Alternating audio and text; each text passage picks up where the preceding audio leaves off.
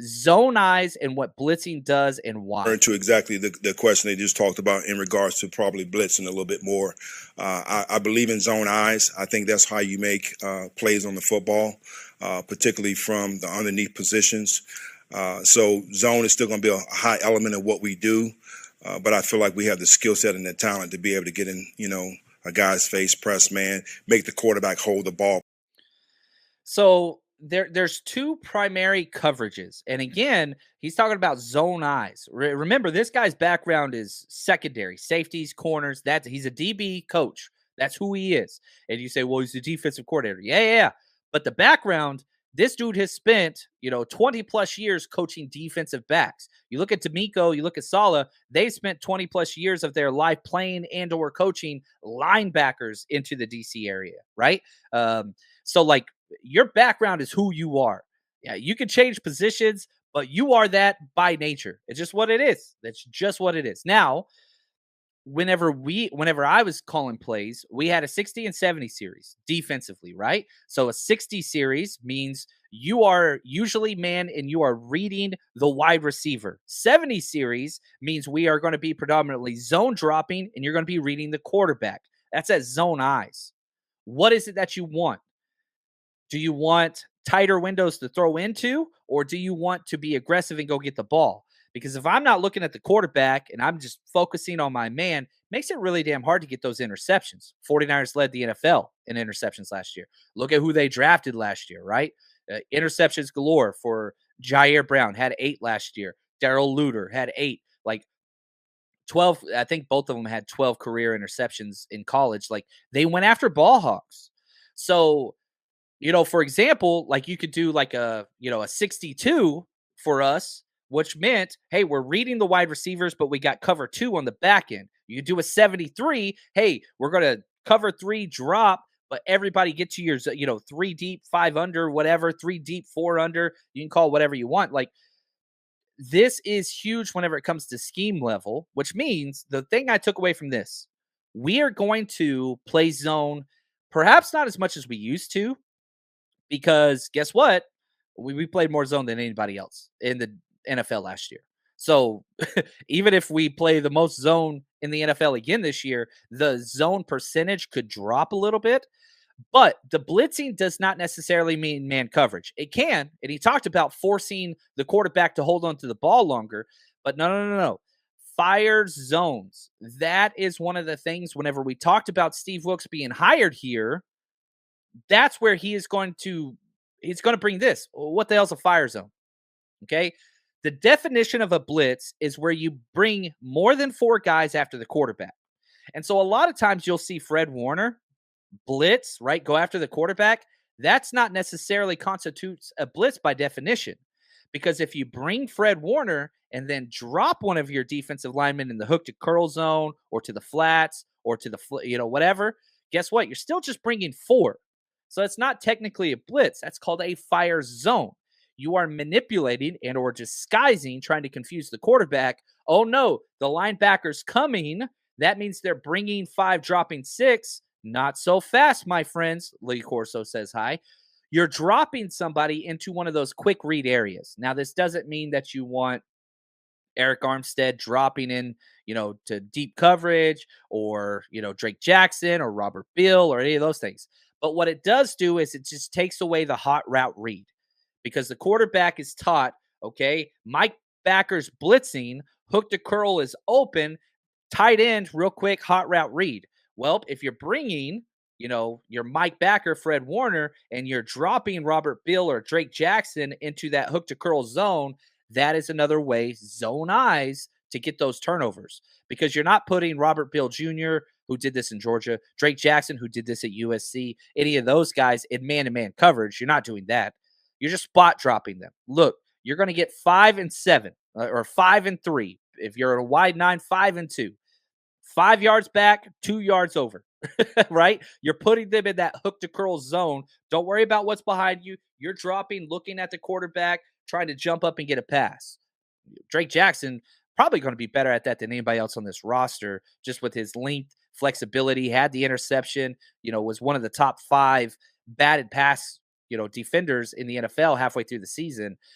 Just kind of dropped a little bit at the end there.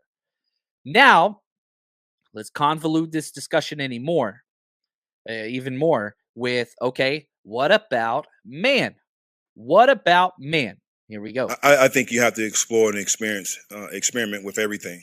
My background is diverse in zone as well as man, and I think it can change each week based off your opponent and who you playing. Do I feel like we have the skill set to play more man? Yes. At times, do I want to be a little bit more aggressive with the talent and athleticism that we have at linebacker? Yes. All right. Now, can you do some of that stuff? And yeah, there are problems with this, right? Every single concept. Look, one of the things that, is so fun that I miss from coaching is, the couple weeks before implementation, training camp or two-a-days or whatever you wanted to call it. You would sit on the board and you drop all your defenses for every single type of formation. Okay. Right. Okay. If our base is a 73, so we're going to be in zone cover 3, everybody spot drop and just bring in 4 basic coverage. Very simple. 49ers do this as well. You would draw it up against doubles. You draw it up against trips, gator formations, 12 personnel, 21 personnel. And every single defense has a vulnerability. There is no perfect defense. You can exploit any defense, especially with the rules in today's NFL. Gregus says, I hate dropping defensive linemen. I do too, but it does stop predictability. The 49ers have been an extremely predictable defense for the past, I'm going to throw out 6 years. I'm just going to be honest. 6 years, we are by far one of the most predictable defenses in the NFL. Now it works. Why? Simplicity, and we have above average talent. When you have Nick Bosa, Fred Warner, those guys out there, great things are going to happen with you. Defense got better. Now, if you can mix in a little bit of that, just unpredictability, that slows down the play clock of the quarterback and everything, and the reaction time, all that stuff. We always do that no-show blitz is what I would call it, right? That was my signal on the sideline for it, where you walk both your linebackers up in the A gap like they're blitzing, and they drop probably 90% of the time like the 49ers do or have done. Well, I don't think we're going to see that near as much. Probably some, but now you blitz from a traditional 4 or 5 yard back linebacker stance. You're messing with the numbers for the offensive linemen when they're counting out. Okay, it's 3rd and 6. All right, 1, 2, 3. We're counting out. This is what we got in our fan backside block or whatever protection they're giving on the offensive side, and this messes with those numbers. So we'll see. It's not my favorite thing to Gregus, and whenever you're in again, this is kind of 3rd and medium. That's where you see this. Right here. Yeah. Tara said we used to call it dog blitzes. Hall of Fame. Yeah. Dog blitz is what we referred to them as. Okay. If I'm Fred Warner and you're doing some man coverage concepts, okay. Fred Warner's manned up, which we don't usually do this. Let me put this in a more Niner centric. It's 3rd and 5. Okay. We're playing man coverage, which we will do some, the 49ers.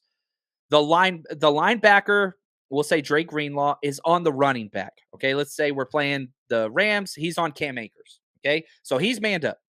Drake Greenlaw is going to stay with Cam Akers wherever the hell he goes. This was our dogs blitz is what we called it. It's different. Terminology is always different everywhere. And so what would happen is if Cam Akers flares out into the flats, I go with him, right? But if Cam Akers steps up to block and pass protection, that gives me the green light. My man is blocking. I'm screaming through, which D. Winters was incredible at, by the way. One of my favorite things about his tape, they did this a lot at TCU, way back even in the Gary Patterson days. They would get these hyper-athletic linebackers, which D. Winters is, and they would charge them with a man blitz or a dog blitz, and you'd get a dog call, right? You just get a dog call.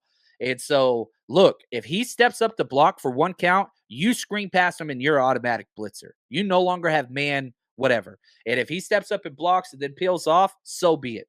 We're saying he's not going to have time. They're not going to have time to do that. But yeah, like there's every trick of the trade defensively, schematically, It's at this guy's, it's his wheelhouse, Steve Wilks. This is what he does. This is what he has done. And he's coached across a myriad of different schemes. He's never had this at his disposal.